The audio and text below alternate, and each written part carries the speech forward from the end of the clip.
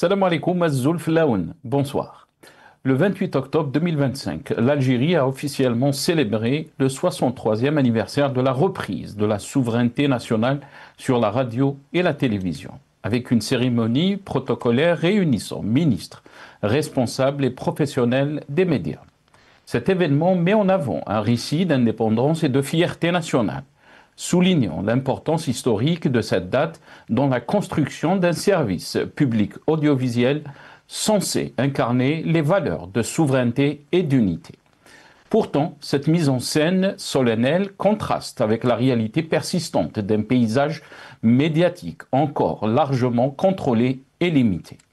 La condamnation récente de deux anciens ministres de la communication dans l'affaire ANEP 2 révèle les tensions profondes entre le pouvoir et la liberté d'expression, illustrant un système où la souveraineté médiatique semble davantage un concept symbolique qu'une réalité tangible. L'information reste soumise à des influences politiques, administratives et économiques, et la presse indépendante peine toujours à exister sans contrainte. Ainsi, loin d'être une véritable célébration de la liberté d'informer, ce 63e anniversaire apparaît comme un rappel des défis non relevés et des silences imposés. La souveraineté médiatique ne se décrète pas, elle se pratique. Elle ne se mesure pas au nombre d'années écoulées depuis 62, mais à la capacité des journalistes à informer sans crainte ni consigne. Or, aujourd'hui encore, l'information reste sous tutelle administrative, politique ou économique. L'ANEP, pivot du financement publicitaire, demeure un instrument de contrôle plus qu'un outil de développement du pluralisme. Nous débattrons avec nos invités juste après cette petite intro.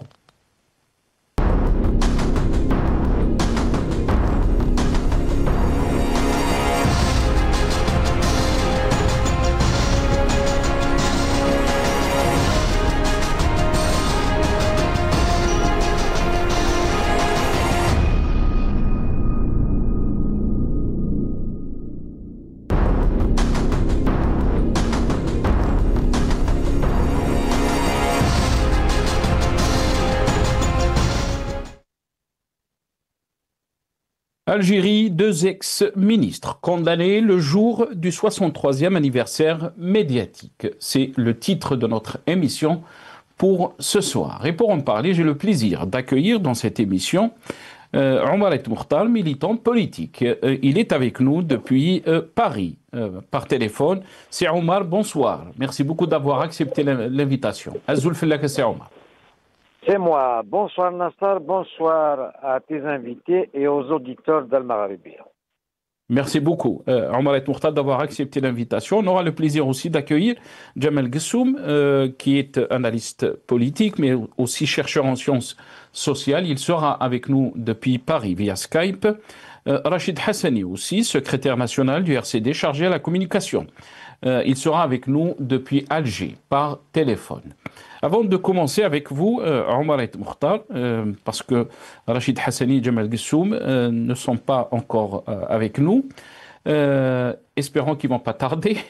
On va commencer, comme d'habitude, donc avec quelques titres de la presse nationale concernant donc le thème de notre émission pour ce soir. D'abord, on va commencer avec Algérie aujourd'hui. Donc, le journal Algérie aujourd'hui a titré la télévision algérienne célèbre 63 ans de souveraineté nationale. La télévision algérienne a célébré donc ce mardi 28 octobre le 63e anniversaire de la reprise de la souveraineté nationale sur la radio et la télévision. Un tournant majeur dans l'histoire de l'Algérie indépendante, a écrit donc Algérie aujourd'hui. Maghreb émergent.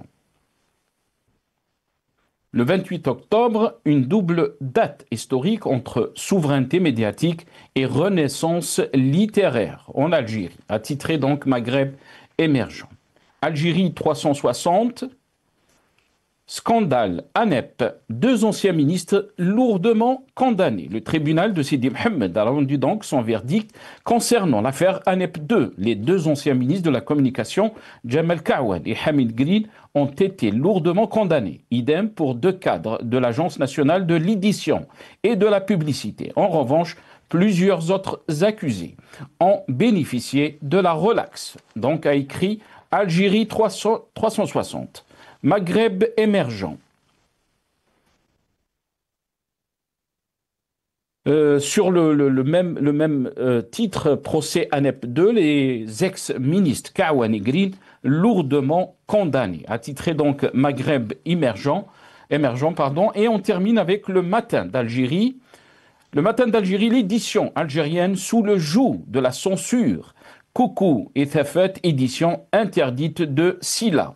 Le monde de l'édition algérienne est secoué par une affaire qui met en lumière les tensions persistantes entre la liberté d'expression et les pressions des autorités. Deux maisons d'édition, Coucou Édition et Thafet Édition, se sont vues refuser leur participation au Salon international du livre Silla. Les éditions Coucou dénoncent dans un communiqué cinglant leur exclusion pour la troisième année consécutive du Salon international du livre d'Alger, prévu du 29 octobre au 8 novembre 2025.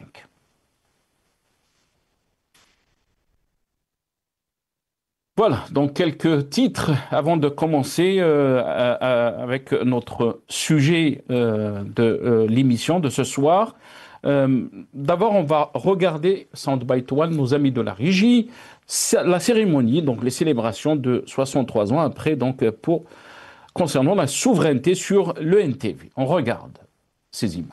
وبمقر التلفزيون الجزائري دائما تم صباح اليوم وضع إكليل من الزهور أمام النصب التذكاري المخلد للذكرى بحضور وزير الاتصال وزير المجاهدين وذوي الحقوق ومستشار رئيس الجمهورية المكلف بالمديرية العامة للاتصال والمدير العام للتلفزيون الجزائري إلى جانب مسؤولي هيئات ومؤسسات إعلامية وطنية وإفريقية وأوروبية وصحفيين وتقنيي وعمال مؤسستي التلفزيون والإذاعة. Voilà, donc Omar et Mourta, je vais commencer avec vous. Bien sûr, on parle de l'occasion, donc 63e année ou anniversaire donc de la souveraineté nationale sur la télévision, la radio et la télévision donc algérienne, mais aussi ce jour coïncide avec cette condamnation de deux anciens ministres de communication. Quelle est votre réaction par rapport donc à cette condamnation, mais aussi cette célébration de 63 ans après qu'on définit donc comme souveraineté nationale? Qu'est-ce que vous en pensez? Me renvoie vers l'été 62 où le premier coup d'État a été opéré par Ben Bella et Boumediene. Donc, quelle souveraineté. Et puis, j'ai une pensée pour tous les valeureux martyrs qui se sont sacrifiés pour que ces gens-là parlent aujourd'hui de quelle souveraineté, justement. Mais cette presse nationale, il n'y a pas de presse nationale, il n'y a pas de quoi être fier. D'ailleurs, aucun mot sur l'exclusion des deux éditions au Salon du Livre. C'est une honte. Comment exclure deux éditions? Pour quelle raison? Et évidemment, c'est l'humiliation. Moi, je me sens humilié, agressé, outragé. Moi, personnellement, tous les Algériens doivent se sentir outragés. Ce pouvoir, cette tyrannie, je crois qu'il est arrivé à la terrasse, au sommet, comme disait Cheikh Mohamed El-Houssi. Il ne reste que la descente. Rien, ils essaient de maintenir le cap. Ils occupent la télé, ils occupent le terrain. Mais est-ce qu'il y a une symbiose entre les Algériens? Les Algériens, de toute façon, ils ont peur. Ils quittent, petits, grands, jeunes, moins jeunes, ils sont en train de quitter le pays. Ça ne va pas. Et puis, deux ministres condamnés, deux ministres de la communication condamnés, je les connais tous les deux. Hein. j'ai beaucoup d'estime pour Kawan, que j'ai connu quand il était directeur du Temps d'Algérie et de l'Ouaqt. Donc, je l'ai beaucoup fréquenté. C'est quelqu'un de simple, mais le système, dès que tu prends une responsabilité, donc tu acceptes d'aller en prison. Ça dépend des clans, de quel clan il s'agit, chez quel clan tu es, parce qu'il était directeur chez Haddad, donc voilà, en l'enfance. Par contre, Hamid Green, je sais que il a beaucoup travaillé avec même Habib Chouqi, toutes les agences de communication à Alger se sont créées dans les salons avec ces gens-là. C'est-à-dire, tout ce qui est sponsoring se décide dans les grands hôtels, en général à Saint-Georges. Donc, je te donne 2 milliards, tu me redonnes 500 millions. C'est comme ça que ça se passe. Il était chez Jay-Z. Et donc, voilà, donc la corruption est générale. Tout le monde sait, tous les journaux, sans exception, sans tromper dans ce genre de truc. Donc, Habib Chouqi, il est où? Al-Hanwa Shabab, par exemple, Londa. Évidemment, vous savez, ce qui se passe, c'est qu'on désigne une somme d'argent, il y a de l'argent, des milliards, et puis on voit comment les consommer. On ne fait pas un projet et puis on essaie de le financer. Non, c'est le contraire. On désigne un budget et puis on voit comment le consommer avec des copains et tout ça. Donc, vas-y. Donc, voilà ce qui se passe en Algérie. Mais ça n'a pas changé. Ça ne changera pas avec ce pouvoir, avec cette tyrannie. Il n'y a rien. Il n'y a aucune transparence. Donc, condamner Kawan, pourquoi pas l'autre, comment il s'appelle, Mihoubi. Mihoubi, il était ministre de la Culture, directeur de la télé, de la radio, et puis il avait des sociétés actionnaires avec notamment ceux qui organisent des galas à Alger, c'était à lui. Et tout ce qui se passe à Maqam Shahid, il était impliqué. Il le sait, ça. Mais il le sait. Par contre, pourquoi il n'a pas été condamné? Il est encore libre. Même si on lui a enlevé son passeport, lui, sa fille, tout ça, ce qui se passe avec les Émiratis. Et je ne sais pas qui c'est qui le protège et pourquoi. Je sais qu'il a dit ouvertement, j'arrête de faire de la politique, je ne j'aime pas de boule. Mais ça, je le sais. Et toute l'équipe à Mihoubi est protégée. Mais qui le protège? Je sais que si tu es proche de Boualem, tu ne risques pas d'aller en tôle. Il protège les siens. C'est un clan.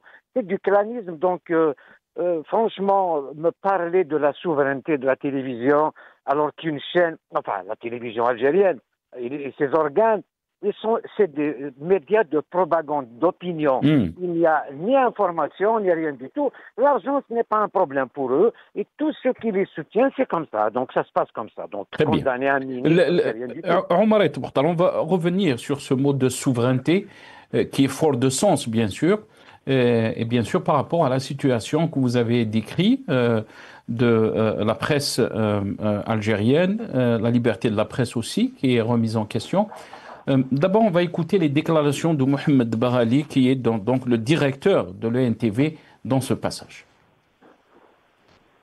أردت الإشارة إلى أننا لم نقم بما قمنا به لولا الدعم المباشر واليومي للسيد رئيس الجمهورية السيد عبد المجيد تبون، وهذه الشهادة الصادقة لا تكليف فيها، عن طريق المديرية العامة للاتصال برئاسة الجمهورية التي رافقتنا خطوة فيما أنجزناه، وأيضا بتشجيع كريم من وزارة الاتصال.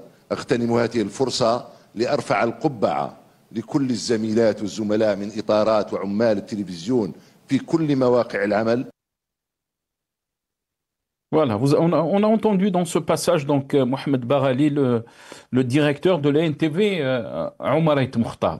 Bien sûr, souvent donc quand on parle des réalisations et de vision, on parle toujours du chef de l'État, Abdelmajid Tebboune. Mais vous avez parlé d'un constat, bien sûr, très très critique de la situation de la presse en Algérie. Une presse aux ordres que beaucoup d'observateurs donc soulèvent, mais aussi de quelle souveraineté peut-on parler quand on voit des journalistes qui ont été emprisonnés, qui sont en prison, comme notre confrère Donc, Blam, qui est en prison, journaliste Blam, mais aussi, on a vu aussi l'emprisonnement de Ihsan Al-Qadi et d'autres journalistes, des médias indépendants qui ont été donc fermés, comme Radio M, mais aussi Maghreb émergent. Euh, Cette situation ne reflète en rien la souveraineté dont ils sont en train de parler, Omar et Mourtar.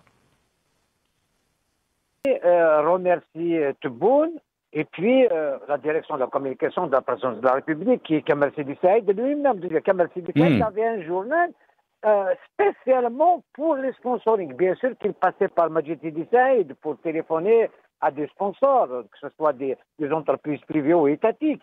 Donc Barali, c'est tout à fait normal parce qu'il ne mérite pas ce poste. Il y a beaucoup mieux qui n'a jamais rien géré. C'est un journaliste, je ne dirais pas médiocre. Mais ce qui se passe, c'est quand on nomme un Barali à la tête de la télévision algérienne, c'est du management, c'est qu'il y a d'autres journalistes qui méritent ce poste-là, qui sont humiliés, ils ne peuvent ni écrire, ni travailler, même travailler d'ailleurs. Si tu veux travailler, tu dois dire, c'est Abdelmajid Tebboune, toi, comme il vient de le décrire et tout ça, sinon tu ne travailles pas. Donc c'est des gens soumis, il n'y a pas de communication, il n'y a pas d'information, et on continue comme ça. Pourquoi on ne traite pas justement cette exclusion de ces deux éditions? Pourquoi on ne traite pas le 30 et le 31 octobre ce qui va se passer à l'ONU concernant le Polizero, et donc l'Algérie qui perd le match et on lui inflige une défaite grave? Ils n'en parleront pas. Et ils sont en train de jouer au camouflage. Et c'est les mêmes qui disaient c'est Abdelaziz Bouteflika, machin, Fakhamatouho, machin, c'est toujours la même chose, c'est toujours les mêmes méthodes qui continuent. Donc, c'est les mêmes. Tebboune était là à dire Fakhamatouho. Donc, c'est normal que les gens disent, je ne sais pas pourquoi Baralou là, il n'a pas dit si Boualem, le dé Boualem aussi, parce que sans lui, il ne serait pas à cette place-là. On lui dicte, c'est des gens, donc c'est des gens, on lui dit de lui dicter le matin par Kamal Sidi Saïd, après avoir discuté à la présidence avec Boualem, et l'affaire est jouée. Mais la réalité des terrains, comme ce que tu viens de ces radios M, des journaux fermés, on a obligé même Arbrab, on lui a miroité qu'on allait l'épargner à condition de fermer Liberté.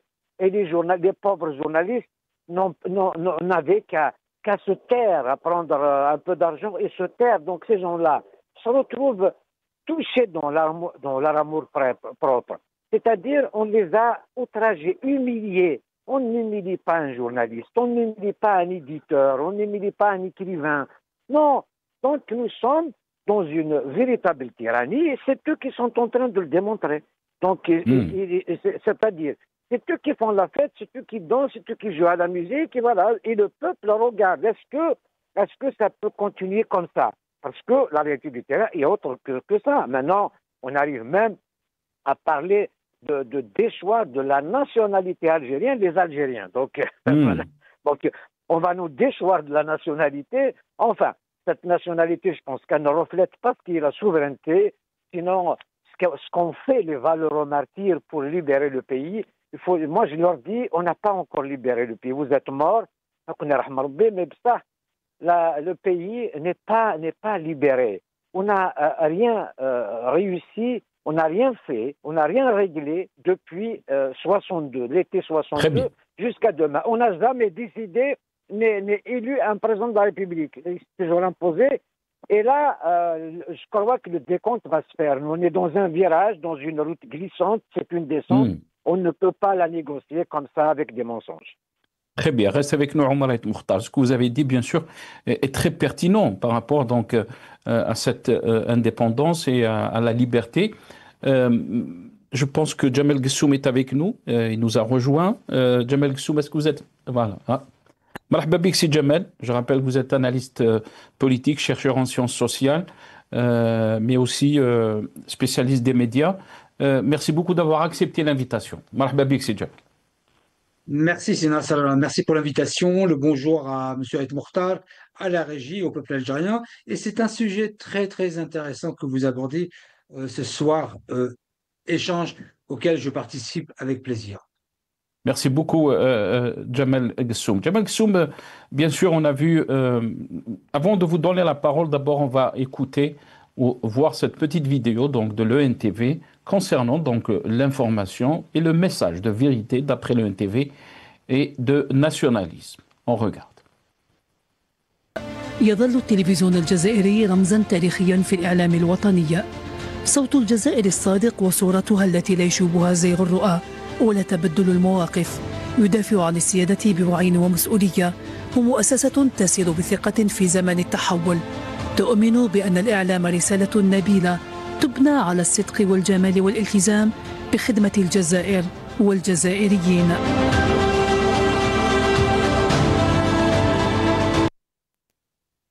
Voilà, donc في خدمة الجزائر والجزائريين. Jamel Ghessoum, يعني 63 ans après, 62, donc la télévision algérienne a célébré aujourd'hui, 28 octobre, le 63e anniversaire de la reprise de la souveraineté nationale sur la radio et la télévision.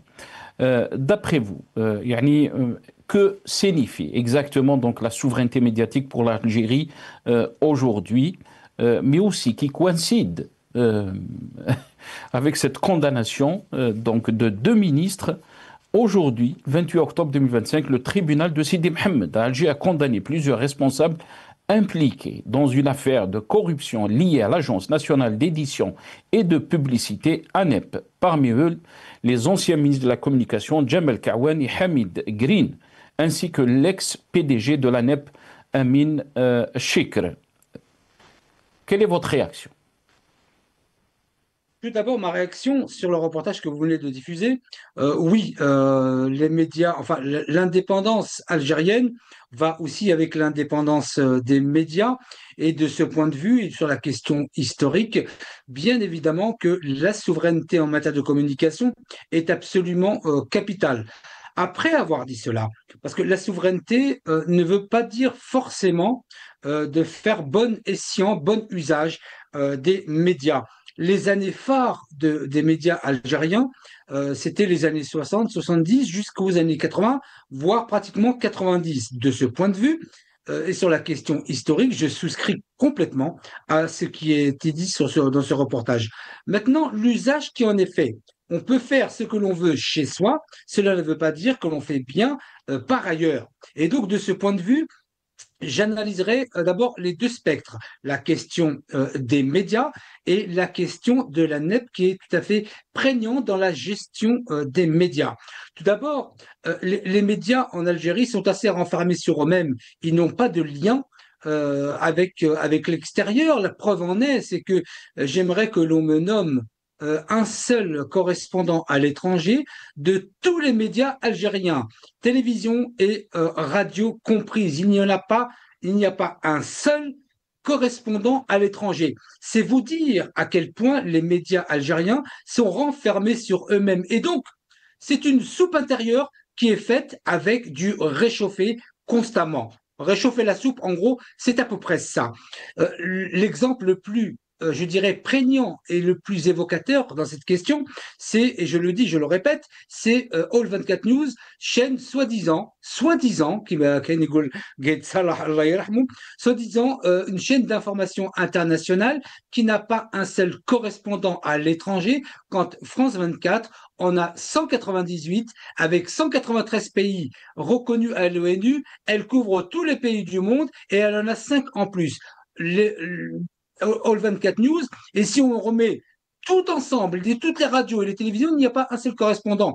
Par conséquent, le format international, le standard international des médias algériens n'est pas du tout adapté quand on veut communiquer à l'extérieur. Comme on dit, entre nous, ils font ce qu'ils veulent. Ça, c'est sur la question de l'évolution des médias qui est assez, je dirais, catastrophique. Ensuite, la question la plus importante qui fait l'objet de votre émission, c'est la question de l'ANEP. Je ne plains pas, en tout cas, je ne plains pas le sort des deux ministres, car tout ministre nommé en Algérie doit s'attendre un jour ou l'autre à être inquiété par la justice. De toute façon, tous les ministres y passeront. plus encore lorsqu'il s'agit de l'ANEP et qui gère la publicité et donc qui gère, je dirais, le carburant de tous les médias. Et je dis simplement que tant que le fonctionnement de l'ANEP restera tel qu'il est aujourd'hui, c'est-à-dire une manne qui glorifie un média ou qui enferme un autre, nous n'en sortirons pas. Et je dis au président de la République qu'il n'y a pas besoin d'être un grand spécialiste des médias pour dire simplement à toutes celles et ceux qui nous écoutent que si vous voulez savoir quelles sont les qualités des médias algériens, quelle est leur liberté d'action, ne regardez pas, même pas la télévision, n'écoutez même pas la radio. Concentrez-vous uniquement sur le fonctionnement de l'ANEP et c'est celui-ci qui donne la température. Et donc, de ce point de vue, l'ANEP produit des catastrophes et donc deux ministres qui sont inquiétés, mais je ne vais pas pleurer pour eux. Donc, quand on accepte d'être ministre sur un poste aussi pas sensible, mais aussi je dirais, fallacieux que celui-ci, il faut s'attendre un jour à cela. Donc, vous voulez savoir quelles sont les qualités des médias algériens? Concentrez-vous sur l'ANEP et s'il continue à fonctionner de cette manière, nous n'en sortirons pas. Vous avez parlé de la souveraineté, Jamal Gessoum. Vous avez soulevé, bien sûr, la question des envoyés spéciaux ou des correspondants, pardon. Pour beaucoup d'Algériens, la question ne se résume pas à un correspondant à l'étranger, mais la question qui se pose, c'est la question de la liberté de la presse, que les journalistes soient libres donc de publier, de critiquer, et pour l'instant, on est très loin de ça. Il y a des journalistes qui ont été jetés en prison juste parce qu'ils ont critiqué le chef de l'État ou la façon dont est gérée l'Algérie. Il y a des médias qui ont été fermés. On peut parler de Radio M, de Maghreb émergent, de Liberté qui a été poussée à la fermeture, journal Liberté. Donc la question est avant tout une question de liberté de la presse. Non mais Nasser. Il y a deux choses à voir.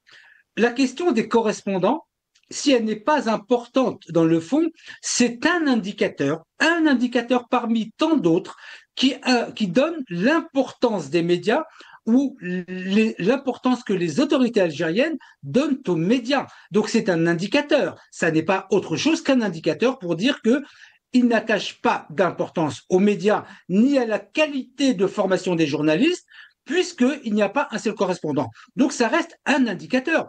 La deuxième question que vous soulevez sur la question de la liberté de la presse, la liberté des journalistes de critiquer, je l'ai indiqué, en disant que la façon la plus simple de faire qu'un média meure, vous l'avez dit, c'est la publicité. Et tant que la NEP ne sera gérée autrement que par d'autres considérations, parce que vous savez, un média, quand elle a de la publicité, d'abord, ça relève de personnalité privée, ça ne doit pas relever de l'État.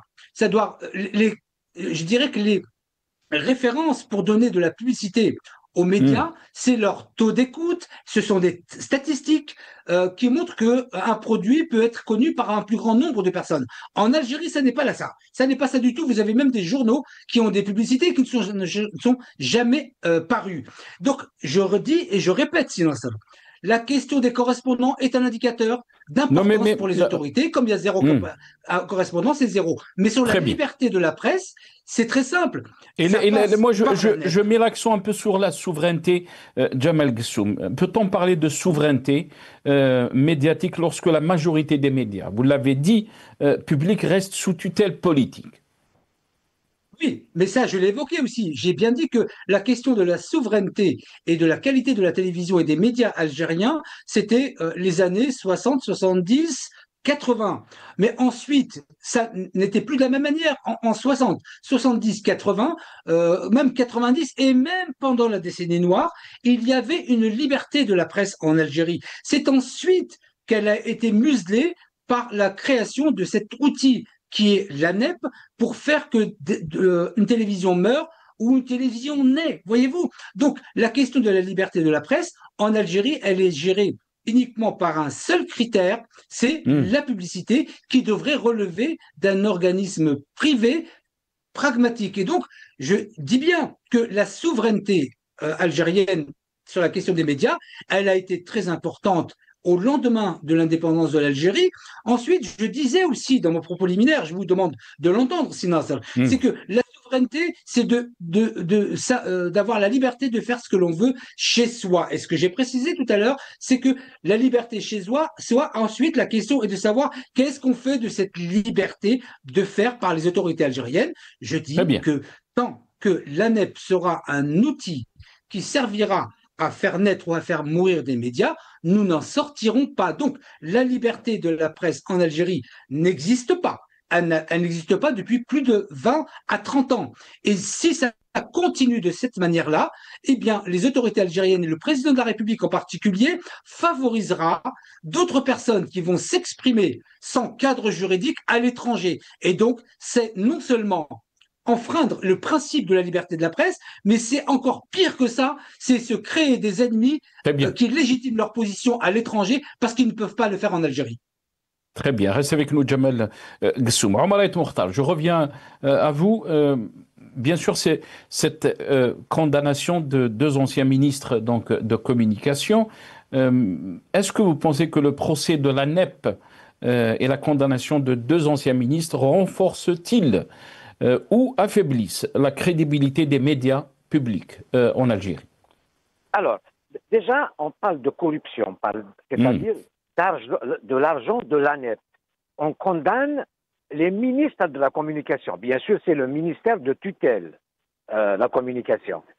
C'est-à-dire, le directeur de l'ANEP, il attend toujours un ordre politique du ministre. Le ministre, il est sous la tutelle du Premier ministre. Donc, ça vient d'en haut. On ne peut pas sponsoriser. Évidemment, la création de journaux, si tu crées un journal, on donne de l'argent à l'avance.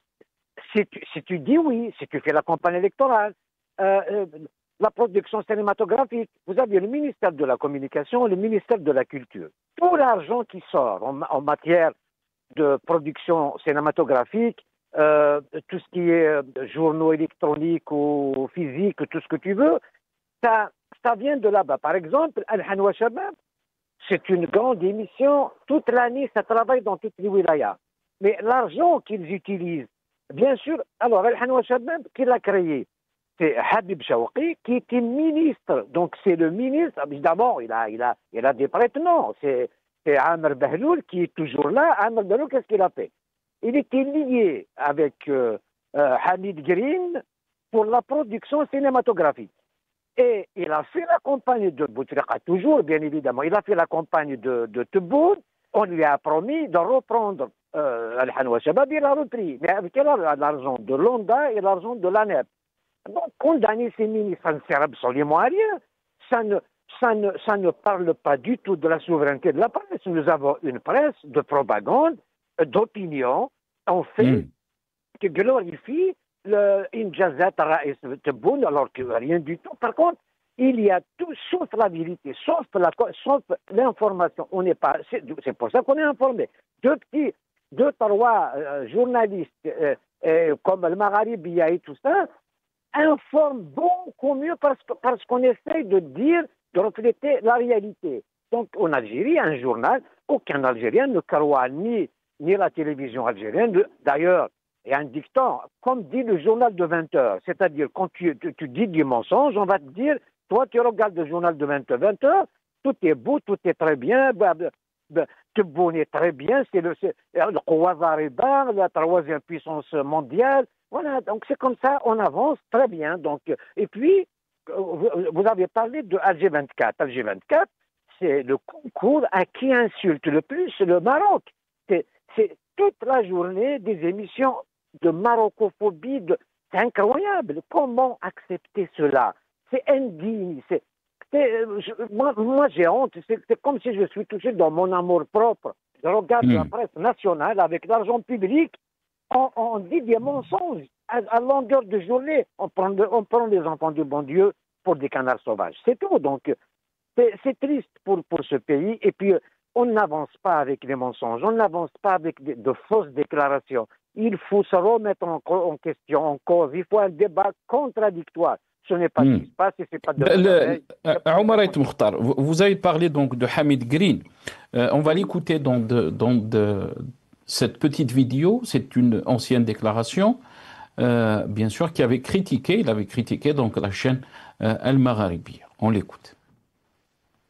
عندك شك طبعا هي قناه خارجيه وباش نحل المشكل لابد مشكل دبلوماسي يعني مع البلدان يعني اللي راهي موجوده فيها المغربيه ونقدر نقول لك رانا درنا مجتمع وزاري مصغر ما تكلمناش عن المغربيه لكن تكلمنا عن بعض عن القنوات عن مش في الجزائر القنوات الخارجيه اللي راه في الخارج اللي يخطفوا ويشتموا ويهاجموا الجزائر كثير مش المغربيه كاين بعض القنوات طبعا عندنا استراتيجيه ان شاء الله اللي تقدر تحل نوعا ما المشاكل وعندك شك. Voilà, donc Hamid Green, l'ancien ministre donc de la communication, rappelons qu'il a été condamné aujourd'hui par le pôle pénal économique et financier du tribunal de Sidi Mohamed à Alger à 4 ans de prison ferme. Dans ce passage, donc vous l'avez écouté, une ancienne déclaration concernant donc la chaîne Al-Maghribiya, mais d'autres chaînes qui sont établies à l'étranger pour lui, qui s'attaquent donc à l'Algérie. Je reviens à vous, Omar Aït Mokhtar. Qu'est-ce que vous en pensez? Hamid Green, il avait une petite clique à Alger, d'ailleurs 4 ans. Je crois que si on lui avait demandé de passer 4 ans de prison, il aurait dit oui par rapport à l'argent qu'il a engrangé. Il avait une petite équipe avec Nadi Ouldali, avec Mehoubi et certains producteurs dans l'audiovisuel, des chaînes de télévision. Ça parle que argent. Alors Dieu sait combien d'argent qu'il a. Depuis qu'il a été viré du gouvernement, il s'est mis dans les abattoirs et puis des poulaillers, mais industriels. Avec quel argent il a fait ça? Donc Hamid Green, il est obligé de défendre le pouvoir qu'il nourrit. Mais d'un autre côté, Omar Aït Mokhtar, je m'excuse, je vous ai coupé la parole. Pour beaucoup peut-être d'observateurs, ils vous diront que ces condamnations peuvent être perçues donc peuvent être perçues comme un pas vers la transparence, plus de transparence, puisqu'ils ont été condamnés. Et il y a eu corruption, ils ont été condamnés, ou simplement vous pensez c'est un spectacle politique?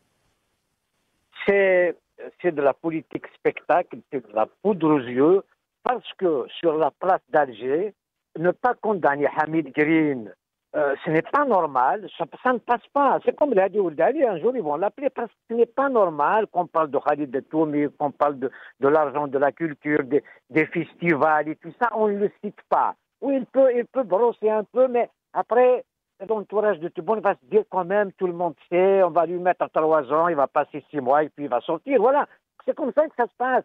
Donc, Green, 4 ans, c'est rien du tout, il va passer 1 an. Déjà, il a été épargné depuis longtemps. C'est parce qu'ils ne peuvent pas, le bébé, comme on dit, le bébé est trop gros. Donc, on ne peut pas le cacher. Donc, voilà ce qui se passe. Autrement, les casseroles de Hamid Green, moi, j'en connais quelques-unes, c'est énorme. Comme j'en connais pour Mehoubi. D'ailleurs, Mehoubi, je me demande comment Tebboune n'inquiète pas qui le couvre. C'est comme les enfants de Gaël Salah. Qui couvre les enfants à Gaël Salah? Même les enfants à Gaël Salah avaient un journal. Par leur nom, bien évidemment. Dans l'Est, à Nabaya Constantine, ils avaient un journal, ils ont mis un prête-nom, bien sûr. Et ça brasse de l'argent de partout. Donc voilà, c'est des milliards, ce n'est pas bien. Hein. Faut voir combien d'argent que donnent l'année par ces journaux. Tous les gens qui étaient proches de la communication, au FLN, au RND, tout ça, mais servaient royalement. Et il y a aussi les entreprises nationales. Alors, je connais des scandales à Mobilis.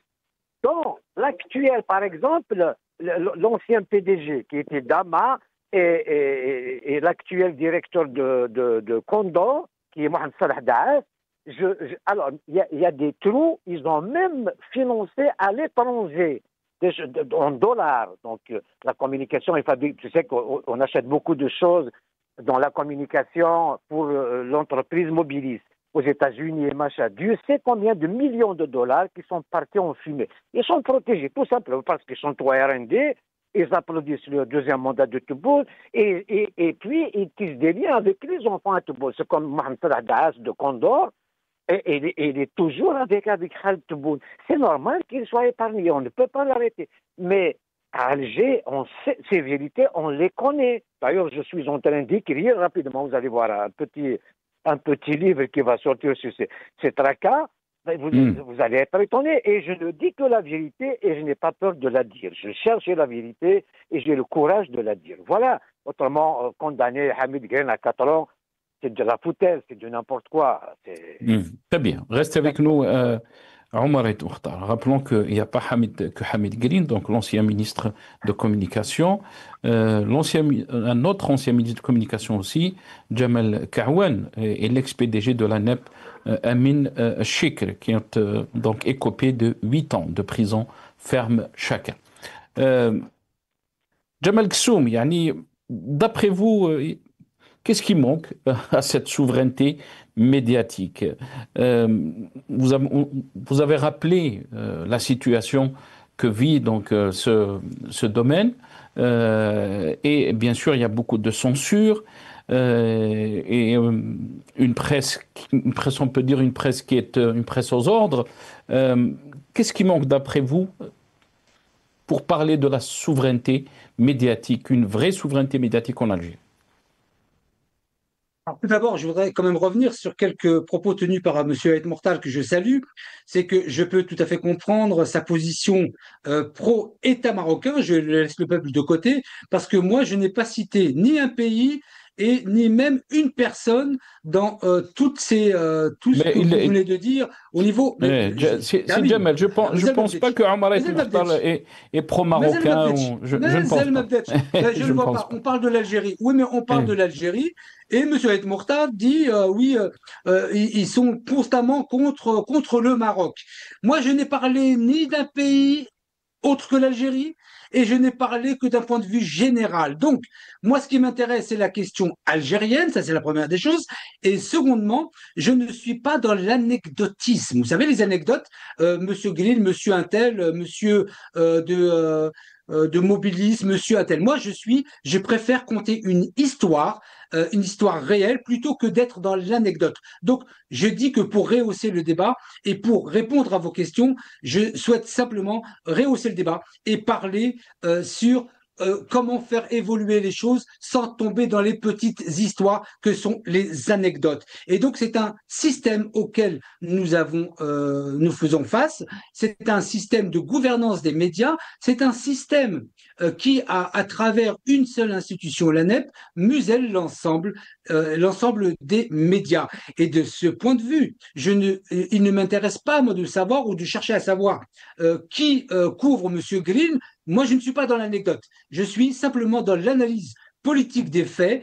Qu'est-ce qui peut faire avancer aujourd'hui la question de la liberté de la presse en Algérie et qui permet de renforcer les médias algériens pour s'exprimer le plus librement possible. Et je dis aux institutions algériennes qui sont concernées par cela, je dis au président de la République qu'il a tout intérêt à ouvrir l'espace média et que ce soit un espace organisé, encadré par la loi, au lieu que on pousse les gens à partir à l'étranger par simple peur d'être incarcérés parce qu'on va dire quelque chose et de créer une armée médiatique à l'étranger qui est beaucoup plus nocive que si on ouvre les médias en Algérie. Je termine. Donc pour vous, la question est avant tout politique. La question, elle est avant tout politique. Monsieur Guélil, Monsieur Kaouane, Monsieur Untel, ce ne sont que des anecdotes. Moi, je préfère une histoire politique, essayer d'analyser la situation politique et avancer politiquement. Bien évidemment que la question des médias en Algérie, d'abord, en Algérie, il faut savoir que tout est politique. Absolument, tout est politique. Le sport, les médias, la culture, l'économie, tout est politique. Et donc, à plus forte raison, la question des médias. On pratique très rapidement, Jamal Ksoum, comment peut-on arriver à ce que vous êtes en train de dire? Très rapidement. Par accompagner. Et c'est pour cela qu'il ne faut pas être comme beaucoup de personnes qui passent sur votre chaîne de télévision, avec qui j'ai plaisir de débattre et d'autres qui m'exaspèrent, c'est d'accompagner les institutions politiques dans le changement. C'est une émission très difficile que de faire de ce qu'on appelle de l'accompagnement au changement parce qu'il y a de la résistance au changement. C'est un travail plus conséquent qui dure beaucoup, qui demande beaucoup plus de temps. Quand on met des journalistes innocents en prison, quand on ferme des médias indépendants, comment peut-on avoir des changements positifs, puisque vous êtes en train de dire qu'il faut accompagner donc les... Oui. Ben, vous savez, Sylvain, moi, je me suis lancé une mission sur cette question, pas simplement des médias, mais surtout sur la question sociale. Et c'est la raison pour laquelle je suis intervenu à Alger entre le 6 et le 9 octobre sur ces questions précisément. Eh bien, je vais à la rencontre à Alger de personnalités politiques, publiques, sans les nommer, pour faire évoluer le processus de l'intérieur. Ça peut ne pas vouloir dire grand-chose quand on est simplement dans la question anecdotique. Mais l'évolution du processus politique de l'intérieur du système politique est quelque chose qui est très difficile, qui demande beaucoup de temps. Mais pour cela, je suis bien obligé d'avoir une posture qui ne soit pas dans l'insulte, qui ne soit pas dans le dénigrement, pour pouvoir faire ce travail. Mais toutes celles et ceux, je termine par là, Sénat, toutes celles et ceux qui sont dans ces positions sont dans des positions totalement inutiles parce que, à force d'insulter et de dénigrer, on ne devient plus crédible et on ne peut pas participer à l'évolution du processus de l'intérieur. Très bien, restez avec nous. Donc, Jamal Gessoum, puisque vous avez parlé de Omar El Mokhtar, je suis obligé de lui donner la parole. Omar El Mokhtar, qu'est-ce que vous en pensez? Vous avez entendu Jamal Gessoum? Bien sûr, je l'ai entendu. Alors, moi, je ne suis pas pro-marocain, mais le Maroc est un pays voisin et j'ai beaucoup de respect à nos voisins, que ce soit maliens, nigériens, tunisiens et bien sûr les Marocains. Et deuxième chose, c'est que le Maroc, il y a la chaîne Alger 24. Normalement, tu devrais crier au scandale pour avoir embauché un certain Mahdi Ghazar et tu sais ce qu'il a dit des Marocaines et des Marocains. C'est une j'ai honte. C'est Omar, mais sans nommer les personnes. On peut parler en général, mais sans nommer les personnes. Vous savez qu'on peut avoir autant que chaîne des problèmes alors qu'on n'est pas responsable. C'est Omar. Vous ne pouvez pas avoir de problème concernant Mahdi Ghazar. Ce qu'il a dit sur les Marocains, une chaîne française l'a viré. Et c'est de là qu'on l'a embauché à Alger 24. Donc ça, c'est une chose. Et quand il s'agit de détournement de l'argent d'une entreprise comme Mobilis, ce n'est pas une anecdote. Je vais vous dire, le ministre d'éthique des télécommunications en Algérie, qui était Moussa Ben Hamadi, Allah yarhamou, c'est l'un des frères Condor, il avait embauché le PDG de Mobilis qui est Damma, qui est élevé chez eux.